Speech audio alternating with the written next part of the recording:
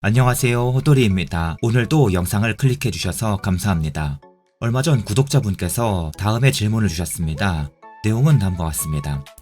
3D 낸드를 만드는 과정에서 습식보다는 건식 식각 방식이 증가하고 있다라고 많은 레포트로부터 읽었습니다. 그래서 건식 식각 관련 기업들을 찾고 있었는데 습식 식각액을 생산하는 솔브레인도 낸드 고단화 수혜주라고 이야기하는 것이 잘 이해되지 않습니다. 라고 질문을 주셨는데요. 저는 남겨주신 댓글을 읽자마자 바로 이거 드디어 물어보시는 분이 계시구나 번뜩했습니다. 이유인즉 과거에 일부 증권사의 반도체 산업 레포트에서 잘못된 내용이 나온 바 있었는데 해당 내용 때문에 사실 여부를 확인하기 위해 골치 아팠던 경험이 있었고 이번 반도체 심화 강의 3D 낸드 제조 공정 파트에서 관련 내용을 다루게 되었는데요. 당시 내용과 깊은 관련이 있기 때문입니다. 해당 레포트가 발간된 뒤로 타 증권사에서도 잘못된 내용을 참고한 것인지 유사한 잘못된 내용이 일부 나온 바 있었습니다. 레포트들 중 일부 옛날분께서는 저와 건너 아시는 관계로 추정되므로 레포트 및 내용은 언급하지 않겠습니다. 식각 공정은 여러가지 종류가 있습니다. 습식과 건식이 있고 건식도 또 건식대로, 습식도 또 습식대로 나뉘게 됩니다. 여튼 크게 습식과 건식으로 나뉘는데 반도체 공정은 마치 건설 공정과 비슷합니다. 최근 건설업체들이 경기도와 서울을 가로지르는 GTX를 열심히 뚫고 있습니다. 일반적으로 지하철 공사를 할 때에는 땅을 열심히 파내고 터널과 지하철 역사를 만든 뒤에 다시 모래와 콘크리트를 덮어 지하철이 다니는 공간을 완성합니다. 그래서 지하철 공사 구간을 지나다 보면 도로 일부를 막아놓고 높은 가림막을 쌓아 공사를 진행하며 상당 공간을 건설 현장이 차지하게 되고 교통 체증도 발생하는 것입니다. 이에 반해 GTX는 쉴드 공법이라고도 불리는 TBM이란 독특한 공법이 건설의 주를 이룹니다. 쉴드 TBM 공법은 땅을 굴착하지 않고 오직 깊은 땅 속에서만 발파를 통해 터널을 파내는 방식입니다.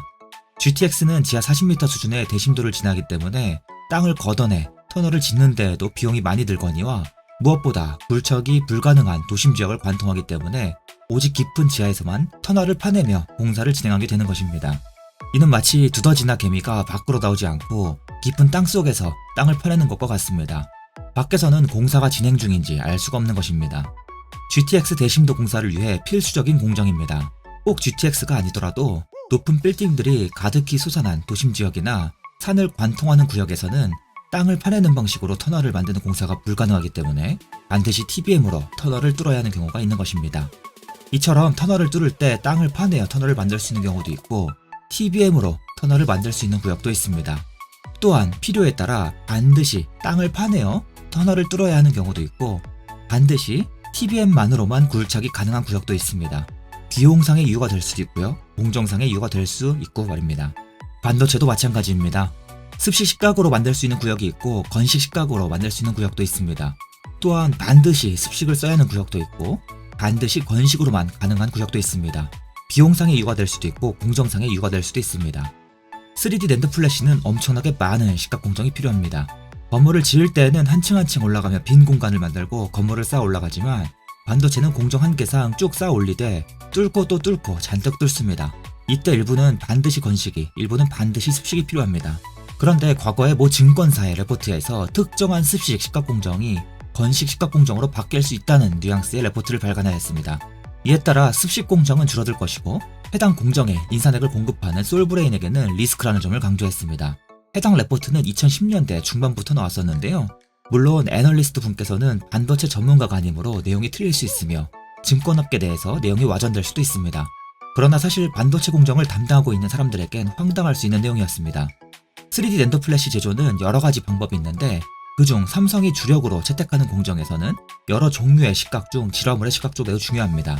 질화물의 식각이 건식으로 아예 불가능한 것은 아니지만 비용상의 이유, 기술상의 이유로 일부 질화물 식각 공정은 반드시 습식 공정으로밖에 할 수가 없는데 레포트에서는 습식의 어려움 때문에 건식으로 대체될 것이라는 이야기가 담겨 있었고 솔브레인에겐 리스크 요인이라 서술하였습니다.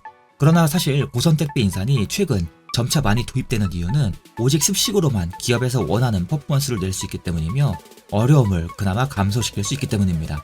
3D 낸드 플래시는 고단화가 진행되며 30층 때부터는 핵심 습식 공정이 건식 공정으로 이미 대체되었고 균일하게 깊이 뚫기 어려운 영역은 건식이 쓰이고 있습니다. 그렇다고 하여 건식이 습식보다 더 좋은 기술이라거나 반드시 더 진보된 기술을 의미하지는 않습니다. 물론 일부는 맞기는 한데 둘 다 쓰일 수 있다면 싼 공정이 쓰이는 게 당연한 거고, 꼭 한 가지 공정만 가능하다면 건식이 필요한 곳에는 건식이, 습식이 필요한 곳에는 습식이 쓰입니다. 그런데 솔브레인의 고선택비 인산이 사용되는 공정은 당분간 건식 공정으로 대체될 가능성이 거의 없습니다. 되려 고선택비 인산 덕분에 삼성은 최고 단층의 낸드 플래시를 제조할 수 있는 상황입니다. 기술적으로 건식 식각이 아예 불가능한 것은 아닌데 굳이 건식을 쓰자고 하면 다들 비웃습니다. 아무 건물도 없는 한적한 시골 논밭 마을에 지하 1층에 아주 얇은 깊이의 하수관용 터널을 뚫는데 굳이 땅을 파내지 않고 TBM 공법을 이용해 값비싼 터널을 짓는 것과 다를 바 없는 것입니다.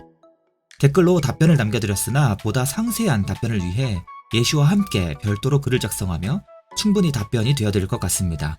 반도체 심화 강의 3D 낸드 플래시 제조 공정 파트에서도 상세히 다루겠습니다.